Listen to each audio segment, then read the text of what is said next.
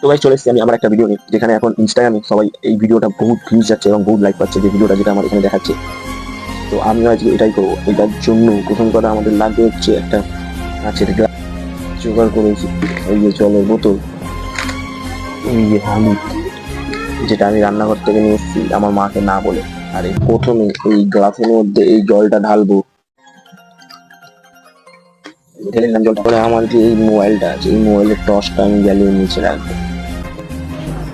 তো গাইস, এই যে মোবাইলের টর্চটা জ্বালিয়ে নিয়েছি, আর এই যে এক গ্লাস জল সেটা আমি মোবাইলের উপরে রাখলাম। এবার পড়িয়ে যাবে, পড়িয়ে যাবে।